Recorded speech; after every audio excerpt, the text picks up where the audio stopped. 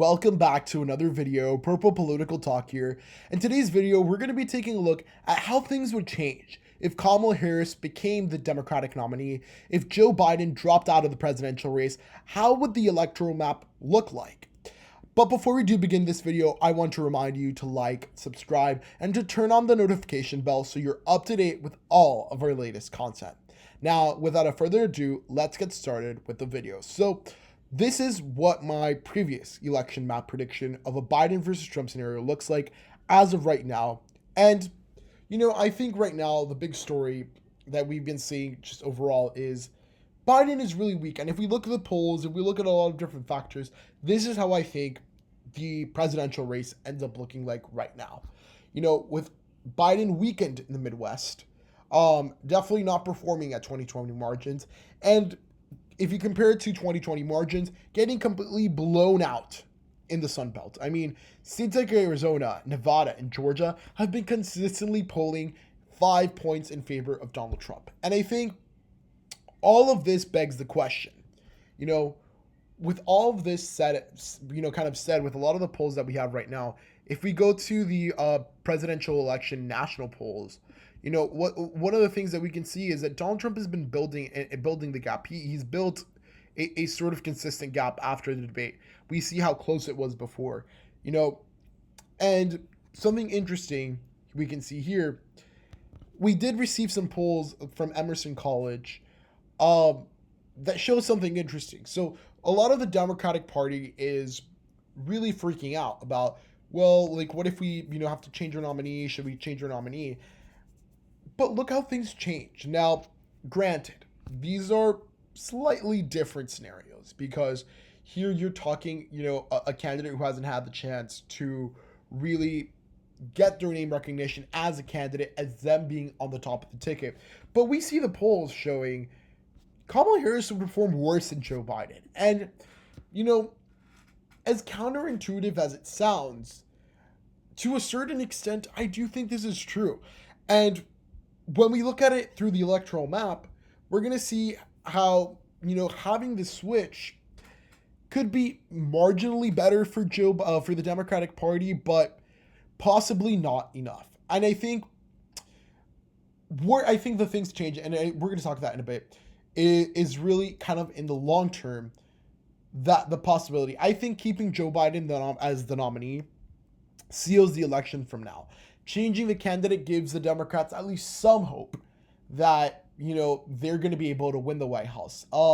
And, one of the biggest concerns that has been, kind of floating around about Biden is that he's going to, wreck down ballot Democrats. And yes, that is definitely a factor sometimes, especially in presidential years. That is a factor.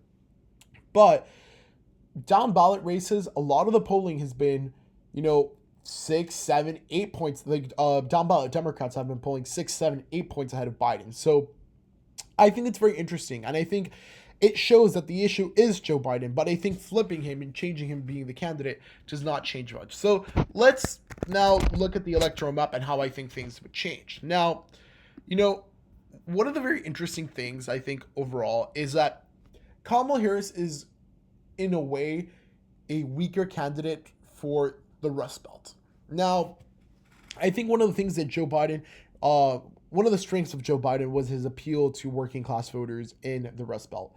I think it's because of that he won the 2020 presidential election. And I think many other Democrats probably, could have struggled with this potentially. And I honestly see Kamala Harris losing a bit of support and possibly making states like Wisconsin in the lean column, changing Pennsylvania into the lean column as well. But I do see her maybe slightly taking back some votes in the state of Michigan as a result of her appeal to African-American voters.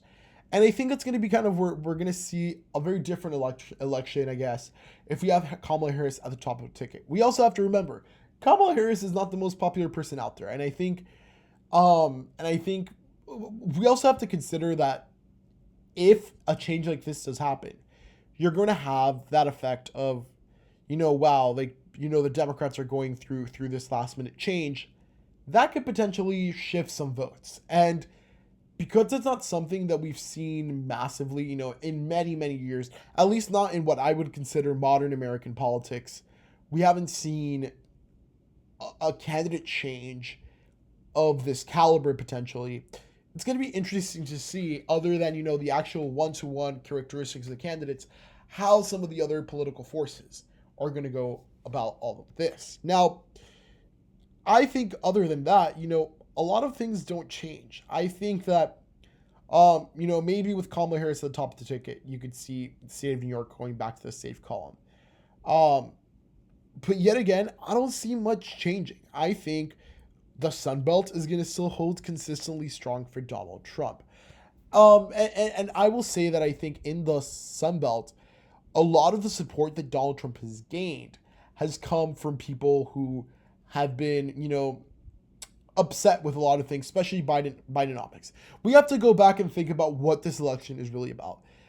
Biden's age is a factor, but it's not a major one. We have to remember, people are voting also on the biggest issues: the economy, the border, all these different things that, frankly, the Republicans have been polling a lot higher on, since the beginning of this race.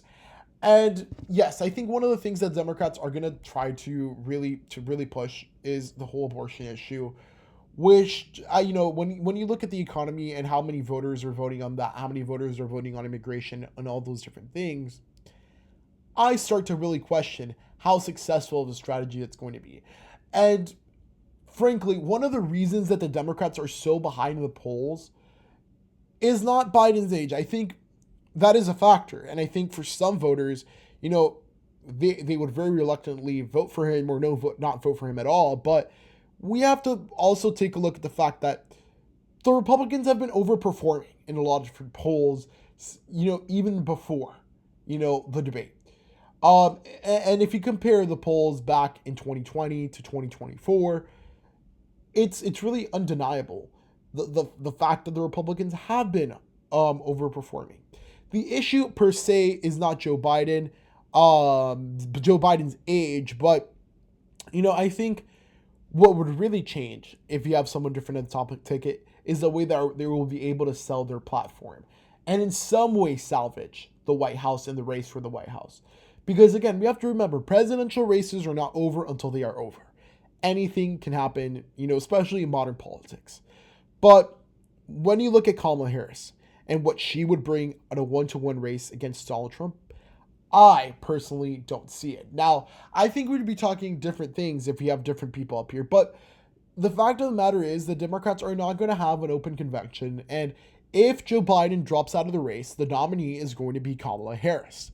And unfortunately for the Democrats, I don't see her as a stronger candidate. Now, some of the things could change slightly, I guess, depending on who you choose to be Kamala Harris' vice presidential nominee. So, for example, I think a great pick for Kamala Harris would be Josh Shapiro, the governor of Pennsylvania, where I think he could really, bring in voters, in his state, maybe potentially flip the state of Pennsylvania. And with that, let's suppose that Kamala Harris flips the state of Pennsylvania. That brings you closer. You would just have to win Wisconsin, and you have the race. I think overall, changing the nominee is going to be a big risk. Now, I think part of it also should be the Democratic Party not thinking electorally and just thinking for the good of the country. If Joe Biden gets elected for another 4 years, is he going to be capable of serving those 4 years, completely active? And I think the answer to that question has been clearly no. I mean, we've seen how the Joe Biden that ran in 2020, that started as president, is not the same Joe Biden that we have today. Today's press conference is going to be very interesting. We're going to be able to see how Joe Biden really is in that one-to-one, high intensity situation with reporters. If Joe Biden flunks tonight's press conference, mark my words, he should drop out of the race, because you're throwing away the race. And I think if you put Kamala Harris in there, you're not necessarily completely changing the tide of the election, but you at least have some chance. depending on how the Democratic Party plays their strategy, plays their cards, of getting closer in the race. I still think that doesn't change at all the fact that Donald Trump is the front runner to win the election. I think Donald Trump is the favorite to win at this point. And to be honest with you, with how poor the strategy has been on the part of the DNC, I really don't know how much changing the nominee would really come on and, change this, at levels that, it's not going to be a landslide by any means if the Democrats do end up winning because they change the nominee. But I want to know what you think down in the comments below. Do you think the Democrats should replace Joe Biden with Kamala Harris? Why? And do you think Donald Trump is the actual favorite against pretty much anyone that he faces? I think one of the big things the media hasn't talked about is a lot of the things that, like the polling shifts and things like that, those shifts have come majoritarily by the issues. Yes, Biden's age is amongst those issues, but the economy and immigration, all these things that are part of Donald Trump's platform are a really big factor. But yeah, I want to know what you think down in the comments below. I hope you guys enjoyed the video. If you enjoyed the video, please give it a huge thumbs up, like, subscribe, and turn on the notification bell so you're up to date with all of our latest 2024 election content. And I'll see you in our next video. Goodbye.